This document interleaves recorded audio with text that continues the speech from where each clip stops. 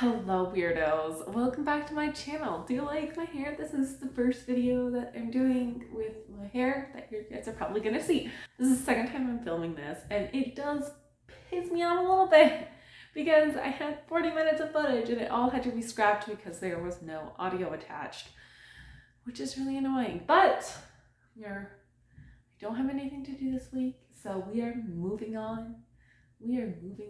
All right, so what are we doing this week? Well, it is a wrap-up. It is my wrap-up of all of the things that I read in the month of April. And I read 12 books in April, which is actually pretty surprising. I didn't know I was going to get to that level just because it was like finals and it was just very, very stressful time with senior design, which is just a whole load of BS, which is not fun. Anyway, let's keep going. The first book that I read is Stiff. This is by Mary Roach. This is the second book that I've read of Mary Roach. And like, I enjoyed it. I enjoy learning about like what happens to cadavers. And I thought it was really interesting to learn about all of the different ways that humans are used in experimentation. That being cadavers, dead bodies are used. Like, I didn't realize they were used as crash test dummies. Like, that was really interesting. One thing that like rubbed me the wrong way is the way she talks like towards the end of the book, in terms of like the way that people like donate their bodies and stuff. And I was like, what? Why are you being like, she just was coming off as being really, really judgmental on like the different ways that people like to do things with their bodies, which I didn't really appreciate it because I'm like, hey, it's everybody's body. They can do whatever they want to it. I just didn't appreciate the like entitlement and how weird she got there at the end when she was talking about what to do with her own body. And I was just like, gross. Another thing that you can tell in this book is that it is a little bit outdated. Like, one thing that really stood out to me in that sense was she talks about composting humans as it's like a thing that could possibly happen in the future, but composting humans is something that like you can do now. And I think a lot of what bothered me about that is because she does put judgment on that. It's like, who would ever want to do that? And I find offense to that because that's what I want done to my personal body. And I've vocalized that many times to most of my family and friends. Please turn me into mulch. Thank you. Otherwise, beyond all of that, I thought it was a really great book and really interesting, and I understand why people talk about it so much in terms of what it's used. Mary Roach is, in this book in particular, is kind of what I view as like the Caitlin Doughty before Caitlin Doughty and Ask a Mortician. Next book. The next book was The Super Age. This is Decoding Our Demographic Destiny by Bradley Schumerman. This was sent to me by a publisher, and I honestly did not have very many expectations going into this book. I just thought, oh, this is just going to be a book that talks about like age demographics. Okay, didn't really find that particularly interesting.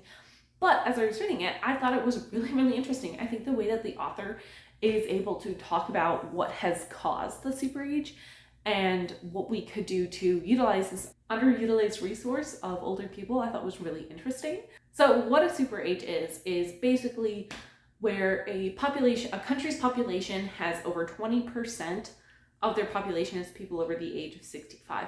Not all countries have reached that, but a lot of countries are rapidly approaching that. Countries like America, some people have already gotten there, like Japan. And it poses lots of new challenges for society because you have this large population who aren't really expected to do work, or a demographic that things aren't really made for. You know, there isn't a lot of like TV made specifically for these people or products specifically to make living life easier for these people. So I thought it was really interesting. I really enjoyed it, and it's something that I just did not expect. Yeah, there are some really, really interesting discussions in this book, and I liked it a lot.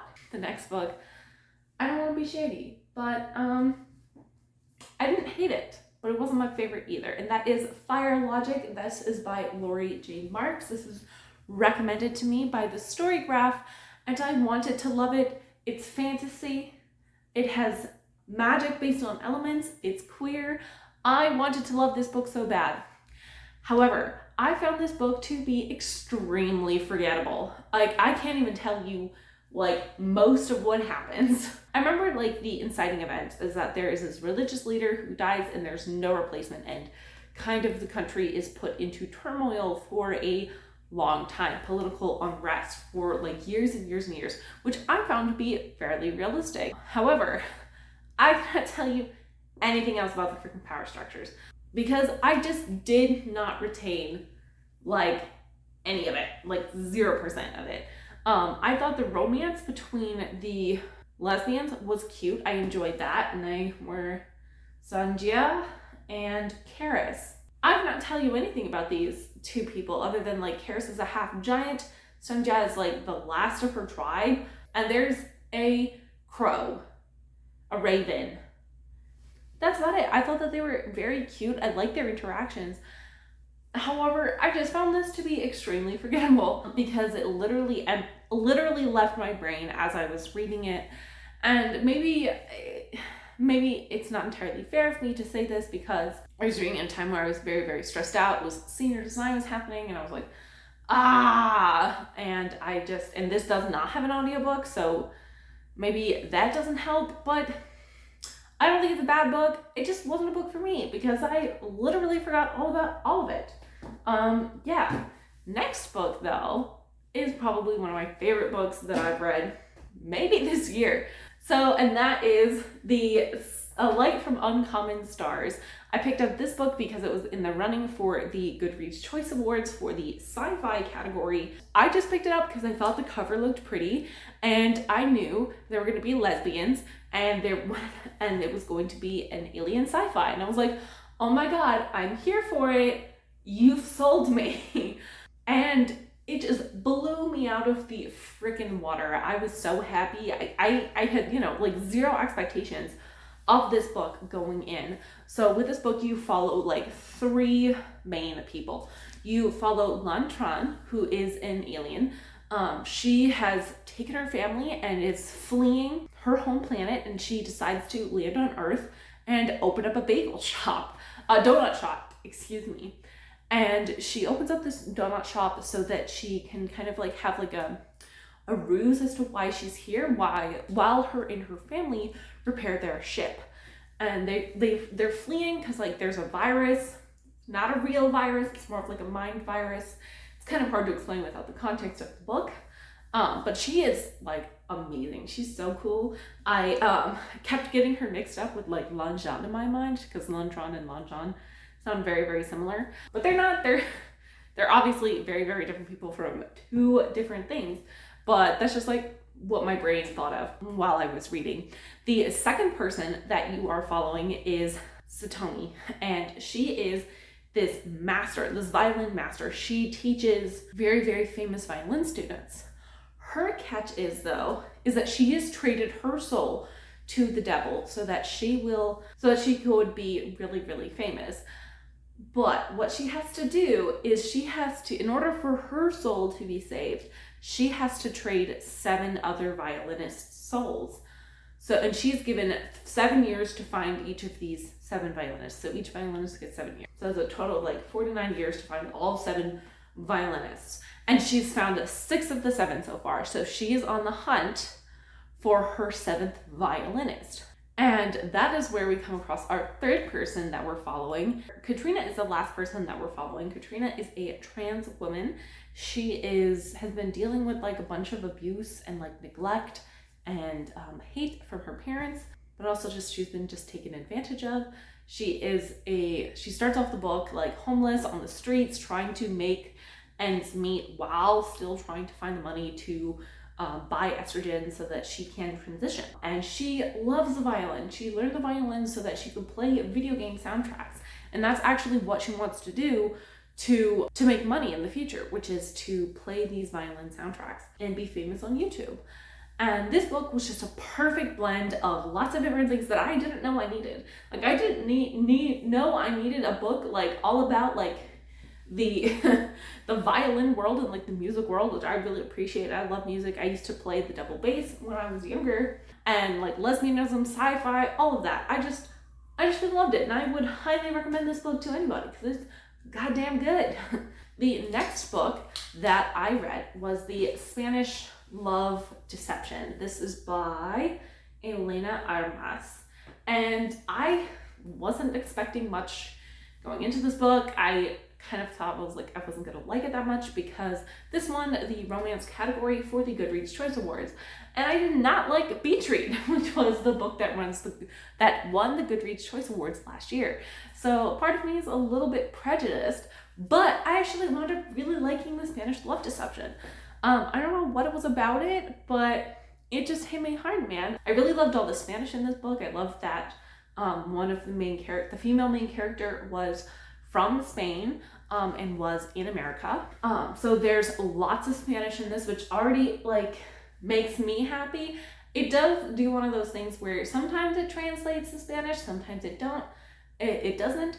I will always fall on the side of just don't translate things. Trust your reader to do the research, or if you really, really need to translate a certain term for like understanding the larger like context of what is happening in the scene, maybe do like a footnote or some things. But it just really bothers me where there is the like there's the other language like Spanish, and then immediately after that it's English. It just drives me up the freaking wall. There are other ways you can do it to get around that, but so it was a mix in this one. For the most part, I appreciated that when she didn't translate things. So this is marketed as an enemies to lovers, and I don't really buy the enemies to lovers of this part, and part of me was, I didn't know that going in, so I think that also benefited me because I didn't know that. So because I didn't know it was enemies to lovers, I didn't have like any expectations built up, which is beneficial because it's not really enemies to lovers. Personally, I think enemies to lovers is really, really hard to pull off in a modern setting like it is here. And most of the time it just doesn't really work because they just don't really have a good excuse for why they're enemies in the first place. I kind of view the relationship as kind of similar to the relationship in Of Lunch on and Waiting. That's kind of what I was reading into a lot of it. Maybe just because I see Wang Xian in everything, which, you know what? I wouldn't put that past me either. So the male love interest I think is very similar to like Wan Zhan in the fact that like he loves the female main character and he is just trying to preserve like the relationship that they have, but also is deeply like repressing his feelings because he doesn't want to make the other person feel uncomfortable or doesn't think that the other person, the female main character, doesn't reciprocate his feelings. And he's a very like cold exterior at first, but then as you like unfurl all of the layers, you learn a lot more about what the male main character is like. And I think the female main character is kind of like waiting because she's like she's kind of stupid, doesn't really understand the things that he is doing. The main male character is doing is interpreted as love and appreciation. And also she is just in vivid denial. She thinks that he does not like her, and she's trying to pick apart every like little thing about him to prove herself right. But at the same time, like all of her friends are like, girl, when are you gonna get together with this guy? So I really enjoyed that whole dynamic between the two of them. And for me, I found like the whole like them getting together really quickly makes sense because they had such passionate feelings for each other for such a long time throughout the entire book that once they realize that the other person cares for them the way that they care for the other person, it just lends to a lot happening really fast in their relationship, which makes sense to me. So it's all told in the perspective from the female main character, which I think works really well. She is just so formative. She is a badass. She doesn't take crap from anybody, and when she's working in this job, which we don't really hear a lot of like the specifics of what they do, but she is told like by her big boss, who's very sexist, to like organize this party, and she is fed up because she's like, I am not qualified to organize a large scale event. And I just really appreciated like, not that it's a good thing, but I really felt those moments where she was dealing with the sexism in the classroom, in the workplace. I feel like I've been in places like that. I feel like a lot of other people have been in places like that. It's just so frustrating, and it just was very cathartic to see that in a book. It was really good. I recommend it. The next book is All the Frequent Troubles of Our Days by Rebecca Donner, and I can't talk about that because it's in the running for the BookTube prize. Took a bit to get out because, oh my god, my brain. But yes, check back at the end of June and I will have my thoughts about that book up there. Alright, the next book that I read is Where the Past Begins. This is by Amy Tan. This is kind of like sold to you as like a memoir of Amy Tan's life, but it's not really. It's more of just her musings as a writer and like a series of reflections that she does. She reflects a lot on her relationship with her mother, with her brothers, with her sisters, with her father, and she like talks a lot about like that. And she talks a little bit about she talks a lot about like her own personal life, but it's really more of like her musings as a writer and how all of these things have influenced her as a writer and her writing. And there's like a point in the book where it's just a series of emails between her and her editor, and I just really enjoyed it. I didn't think I would enjoy this book as much as I did, but yeah, I really thought it was very fun. It was just very meditative on the art of writing, and I think I read it in a really good time because I was deeply writing the short story I'm trying to fucking publish. It's okay, I sent it to some sensitivity readers. I'm waiting to hear back. Anyway, but yeah, I really, really enjoyed it, and I don't know if it's for everybody, but for me, I read it at just the right time. So that's this one. The next book is An Access Mail. This is by Maggie Shin King, and I thought this book was gonna go in a direction that it did not go in. Not saying that that's bad. It was a different direction, definitely, and I think it makes a lot more sense for it to go in the direction that I thought it would go to. So this is a society that is set in China, where it's set in the future, and because of the amount of just the issues with the male to female ratio in Chinese society, the Chinese government has decided to change the rules, laws. So a female can marry like up to 3 men. And each man is allowed to have like 1 child. That is the basis. That is the setup for this story. And we're following 4 different people while they are going through this process. And I'll talk about each of those 4 people. So the first person that we follow is Wei Guo. Wei Guo is a man in his 40s who is looking to be married. So he's trying to become a husband to a wife. And because of the amount of money that it takes to get married in this society, to like enter matchmaking services, men tend to get married later in life. So in like their mid 40s and middle age, and women tend to get married really, really young because there's just such a high demand.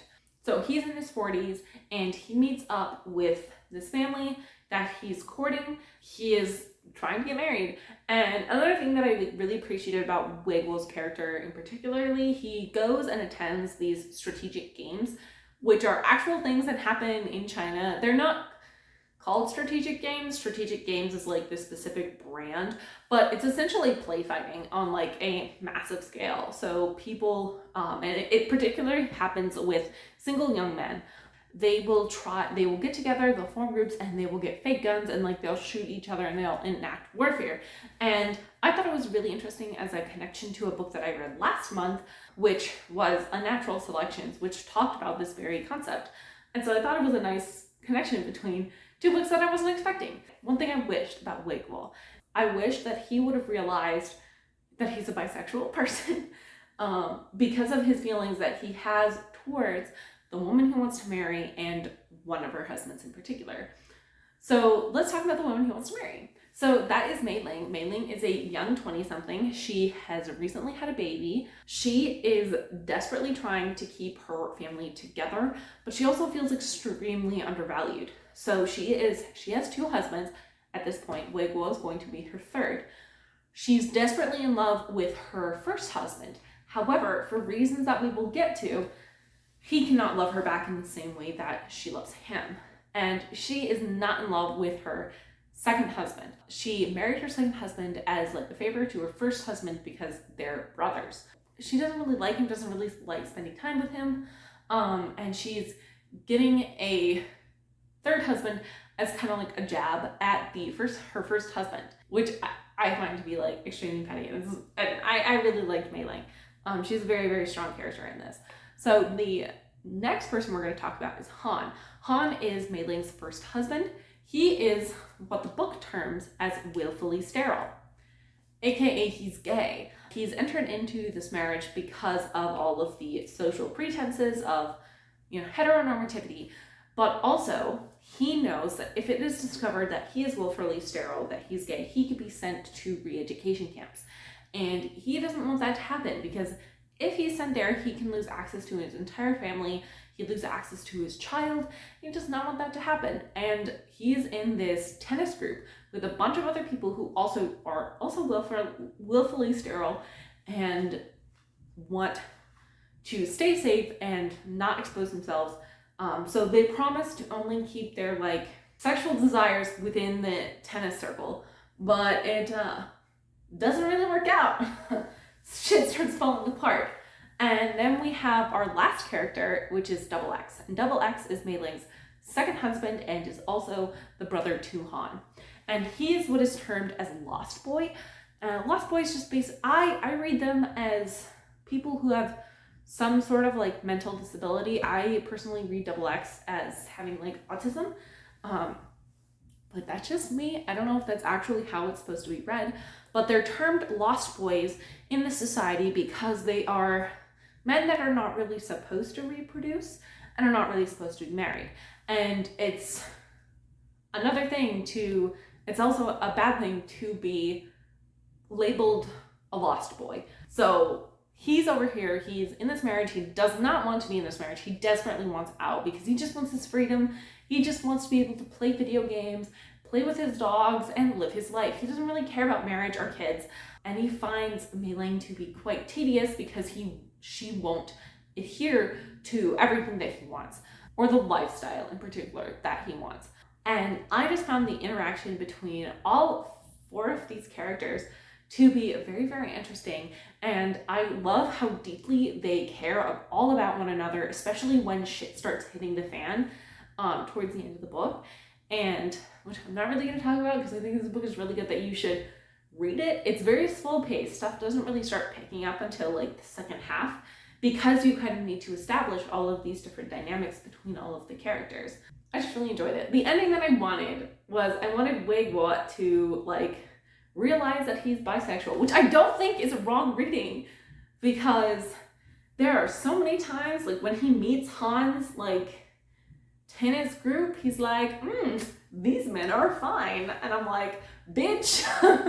I'm like, bitch, you are so bisexual. Basically, the ending I wanted was for both Mei Ling and Han to be able to fuck Wei Guo, and Wei Guo would be totally happy about it because I'm like, it would solve all of their problems because Wei Guo could keep it inside of the family, or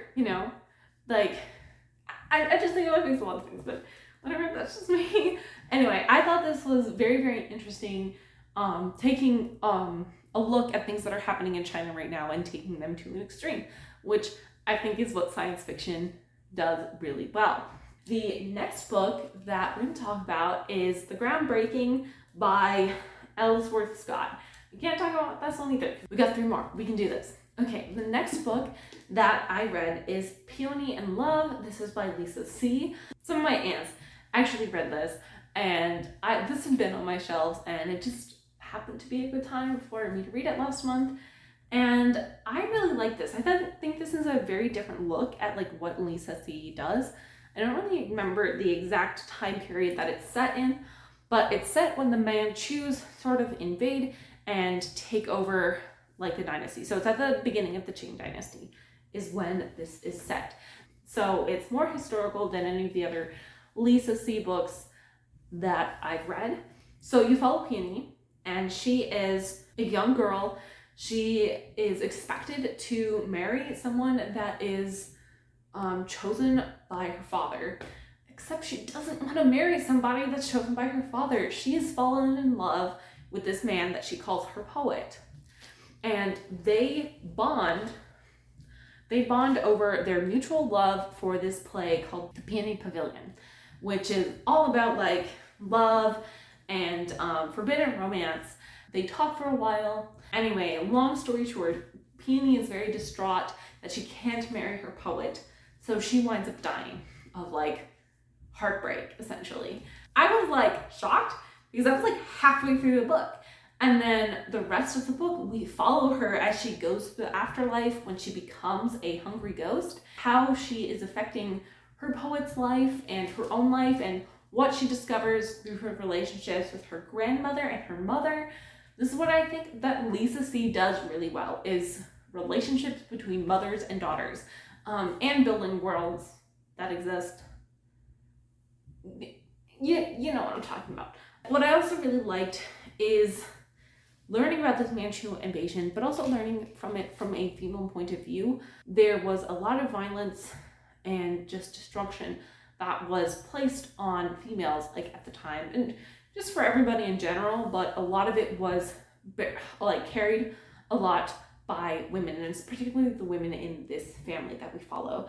And yeah, I just thoroughly enjoy it. I thoroughly enjoyed this. This is a really good, another good edition of Lisa C's work, in my opinion. Gotta give my hand a bit of a rest. It's been holding up books for so long. The next book I've read is Fencing with the King. This is by Dana Abu Jaber. And this follows, she's a poet in her 40s. She is looking for inspiration for her next book. And her father has immigrated from Jordan and met her mother, who's a white lady, and they're living in America. And so she has a lot of family back in Jordan, like her uncle, cousins, stuff like that. And it turns out her father was actually one of the king of Jordan's like favorite fencing partners. So on the king's birthday, they are invited back to Jordan so that the father can do fencing with the king, as the book suggests. While she's there, we learn so much about Jordanian culture. I really enjoyed like getting to learn a lot about this. And the main character learns a lot about herself and her family along the way. My biggest problem with this book is that I feel like there's a lot of unanswered questions by the end of the book. Like kind of a lot of them pertain to like her father. Why was her father really, really resistant to return to Jordan ever? And why now? Why is this the time? What really happened to her grandmother? Because like we kind of understand what happens to her grandmother, and because it's implied that she's kind of locked up and kept away from the rest of the family, but that's not super explained, and maybe I'm just an idiot and I don't understand. Yeah, like I feel like there were a lot of just hanging threads that I think could have been tied up a little bit better at the end with those questions, but maybe those questions just like aren't important. I don't know, but I really, really liked the look at Jordanian culture, and I really, really appreciated it, and I just really like stuff like that. Yeah, so the very last book that I read is Firekeepers Daughter. This is by Angeline Bowley, and this follows a young girl named Dana. She has recently graduated from high school and is going to be starting college, and she's having like the time of her life, like right before college starts, and she's hanging out with her best friend, and is dealing with what is it like to be a half native person, or I mean she's a native person, but her mom's white and her father's native, and she doesn't actually have tribal status because her mother was 16 when she had Donna. Her white grandmother did not want an Indian father on the birth certificate. So it's a really interesting look at like racism and like what it means to be Indian in that respect. But everything starts changing when her best friend is murdered in front of her face, which was a lot, by her best friend's ex-boyfriend. It was just a lot to read personally. While I've never had my best friend murdered in front of my face, I have lost people like at the age of 17, like people who are really, really close to me, and that's a lot. And I wish that just a little bit more space was given in that to allow to dive into Donna's like feelings, but that's just me. What she winds up doing is she winds up joining the FBI investigative team, trying to figure out what is going on with this meth ring that's happening, because the dude, the ex-boyfriend who killed her best friend, was on meth, and it is causing lots of problems in the area. More people are dying throughout the book, so it's like a little bit of like crime investigation.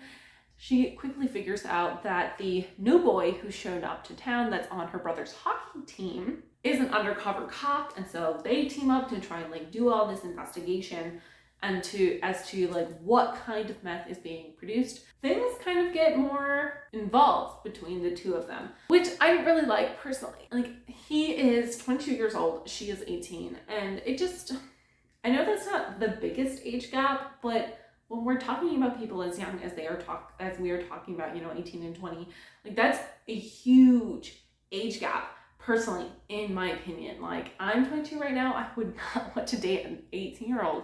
And it was just kind of like a little bit weird and a little bit creepy, like how quickly they fell for each other and how like deep their emotions ran. To be honest, I wouldn't have as much of an issue with their age gap if like they're both like right around the same age, like they're like a year apart or like the same age. But that's just a me thing. It's entirely a me thing. I completely understand.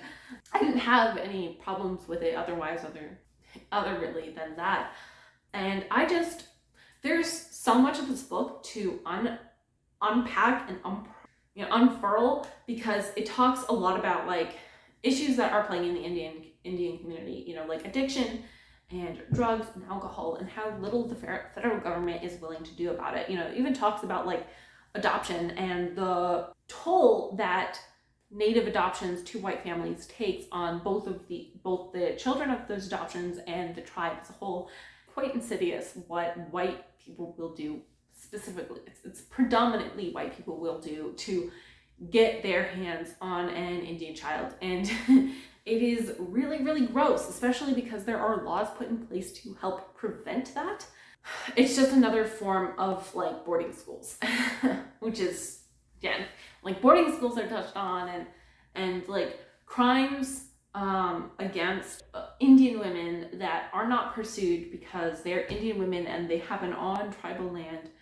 There's so many layers, and I just really, really appreciated it. My like one nitpick with this book is like did not enjoy the age gap of the romance, which like is relatively small in comparison. So, all right, there you go. There are all the books that I read in the month of April. Let me know in the comments down below. Did you read any of these books? What do you think of my opinion? And what is a book that you guys read in April that you all really appreciated? Let me know. All right, have a wonderful rest of your day. I will see you next week, and do all the YouTubey things. Bye-bye.